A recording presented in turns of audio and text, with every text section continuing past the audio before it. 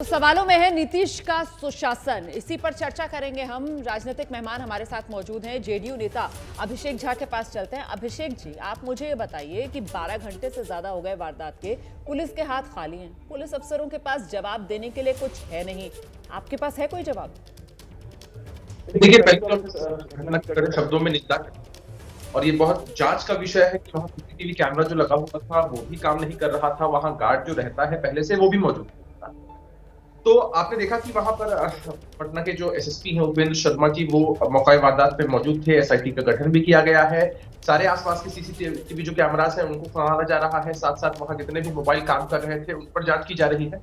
और मैं आपको विश्वास दिलाता हूं कि बस थोड़े समय का इंतजार करिए, पुलिस चाक चौबंद है और निश्चित रूप से हम एक निष्कर्ष पे मुझे तो छोड़ दो, आप मुझे क्यों? तो छोड़ दो सर। आप ही के गठबंधन के जो साथी है ना, आप उनको पहले विश्वास दिला लो। विवेक ठाकुर जो है वो बीजेपी के सांसद है ना, उन्होंने क्या कहा है? आपकी सरकार पर उन्हें भरोसा नहीं है सर। आप मुझे विश्वास दिलाने की बात कर रहे हैं, आप दर्शकों को विश्वास दिलाने की बात कर रहे हैं। आप अपने साथियों को तो विश्वास दिला लीजिए। मैं आपके माध्यम से, रुमाना जी, आपका चैनल इतना बड़ा है, मैं आपके माध्यम से पूरी जनता को विश्वास दिलाता हूँ। विवेक ठाकुर जी सम्मानित सांसद है बीजेपी के। निश्चित रूप से हर कोई रुपेश सिंह जी से सब लोगों की निजी संबंध रहे हैं और इस तरह की घटना जब घटी है तो सबका मन दुखी है, व्यथित है। और ऐसी परिस्थिति, ये जो आपने बड़ी खूबसूरती से यहाँ पर ये बताने की कोशिश की है ना कि भाई विवेक ठाकुर जी के क्योंकि संबंध रहे होंगे मृतक से, इस वजह से वो ज्यादा आहत हो गए हैं। अपनी नाकामियां छुपाने का ये कोशिश, ये प्रयास मत कीजिए सर। ये बेबुनियाद तर्क जो आप दे रहे हैं, मुझे लगता है एक रिएक्शन मृत्युंजय तिवारी का यहाँ पर लेंगे। मृत्युंजय जी आइए।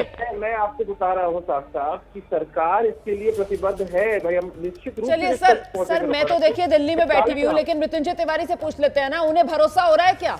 आपको भरोसा हो रहा है क्या मृत्युंजय जी इनकी बातों सुनकर? देखिए रोमाना जी, बिहार की जनता देख रही है।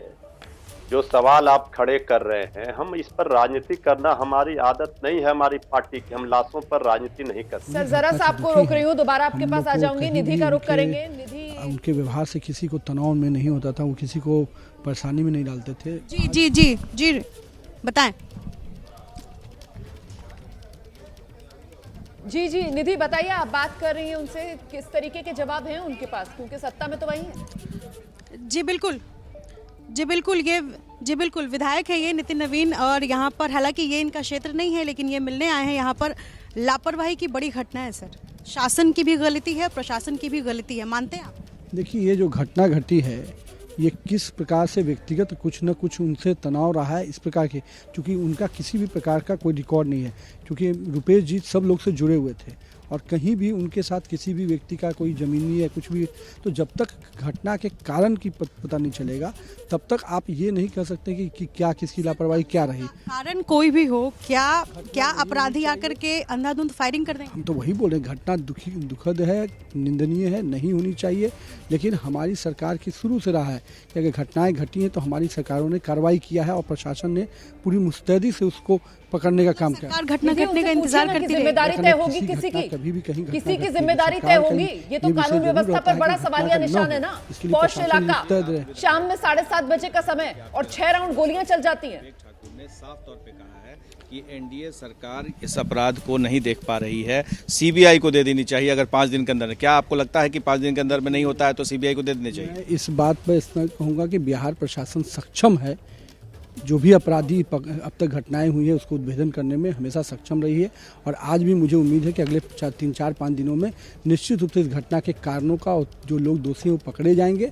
और प्रशासन का कोई भी एजेंसी हो, चाहे केंद्र की हो या राज्य की हो, सही तथ्य पकड़कर सही व्यक्ति को दोषी। तेजस्वी यादव इस्तीफा के मांग कर रहे हैं, वो कह रहे हैं कि सरकार अपराधियों का संरक्षण दे रही है। तेजस्वी यादव किन सवालों को उठाते हैं उनको अपने आप पर पहले सवाल करते रहना चाहिए। मेरा कहना है कि तेजस्वी यादव को राजनीति करने का विषय अपना करें, लेकिन हमारी सरकार की यूएसपी यही कि अपराधी कहीं भी हो, कहीं भी छिपा हो, पताल में भी छिपा हो तो निकाल के रखना। हम बचाने वाले लोग नहीं। बात है ये 15 साल से। तो बिहार के पौष इलाके में सनसनीखेज वारदात, जिसके बाद सवालों में है नीतीश का सुशासन। चर्चा कर रहे हैं हम, 2 खास मेहमान हमारे साथ लगातार बने हुए हैं।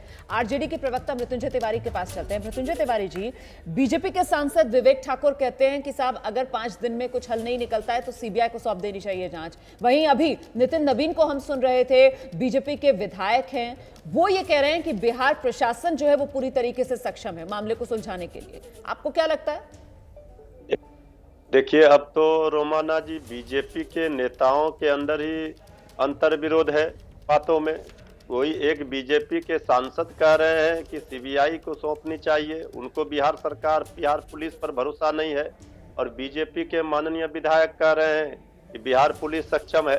अब ये बताइए, ये कैसी सरकार चल रही है? अपराधी राज कायम हो गया, अपराध का सुनामी आ गया है। 24 घंटे में बिहार के हर जिले में आपराधिक घटनाओं को अंजाम दिया गया, और सरकार के नाक के नीचे जहां पूरी सरकार बैठती है रोमाना जी, पुलिस मुख्यालय, इसीलिए तो चर्चा कर रहे हैं। मामला है। तो वाकई में गंभीर है, आप सही कह रहे हैं। मुझे लगता है अभिषेक झा को आना चाहिए। लेकिन अभिषेक झा जी, क्या ये चिंता का विषय नहीं है कि आपके साथी खुद, उनको बिहार प्रशासन पर यकीन नहीं है, वो सीबीआई जांच की मांग कर रहे हैं? नहीं, मैं आपको स्पष्ट तौर पर बताऊं कि बिहार की पुलिस अनुसंधान करने के लिए, अपराधियों को पकड़ने के लिए सक्षम है। क्राइम पर कंट्रोल करना हमारी यूएसपी रही है। और अभी हमारे साथी इतना बोल रहे थे, तेजस्वी यादव जी ट्वीट कर रहे हैं, और इनका इतिहास कभी पलटकर देख लीजिएगा तो बिहार उस वक्त कितना शर्मसार होता है, सबको मालूम। लेकिन हम इनके इतिहास, आप छोड़िए ना उस बात को, हम ये कह रहे हैं कि भाई अभी जो घटना घटी है बेहद निंदनीय है, और हम लोग इसके लिए एकदम चाक चौबंदी से पुलिस कार्रवाई कर रही है। आप थोड़ा इंतजार करिए, पूरे मामले का उत्भेदन होगा। जो भी अपराधी है उसको देखिए भैया, हम लोग कोई आपके जैसे सीएम हाउस से अपराधियों को नहीं कंट्रोल करते थे, और फिरौती और जो हत्या और जो रंगदारी का उद्योग आप लोगों के जमाने में चलता था। एक मिनट में आप दोनों को रोकना चाहते हैं, आप दोनों को रोक रही हूँ मैं। मृत्युंजय जी, कुछ दिक्कत आ रही है आवाज में, उसे ठीक कराते हैं, उसके बाद मैं आपके पास आऊंगी। आपकी आवाज साफ नहीं आ रही है। लेकिन अभिषेक जी, आप जरा अपने दिल पर हाथ रखकर बताइए सर, जो कल वारदात हुई है, आप उसके जवाब में 15-20 साल पुराना आरजेडी का जो शासन है सर, उसके यहाँ पर पन्ने पलट रहे हैं बैठकर, ये तर्क है सर? ये लोग नहीं, ये तर्क दिया जा सकता है सर? आप सुनिए रोमाना जी, आप मेरी बात सुनिए, एक बार मेरी बात सुनिएगा कि मैंने पहले ही कहा कि निंदनीय घटना है, और हम लोग इसकी जांच कर रहे हैं, पुलिस इसकी जांच कर रही है, और निश्चित रूप से हम निष्कर्ष पे पहुंचेंगे। मैंने कहा इस बात को, मैंने कभी भी इस बात का समर्थन नहीं किया। लेकिन जो लोग हाय तौबा मचा रहे हैं, जरा अपनी गिरबान में झांककर देखना चाहिए उन लोगों को कि इस पर आप एक तरफ कहते हैं कि भैया हम लाशों पे राजनीति नहीं करते हैं, और दूसरी तरफ आप लोग ऐसे कर रहे हैं जैसे।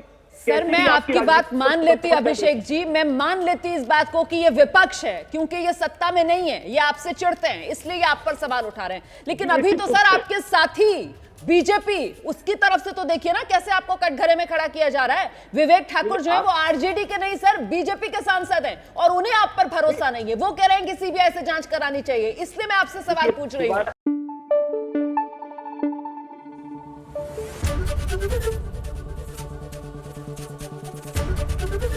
एबीपी न्यूज आपको रखे आगे।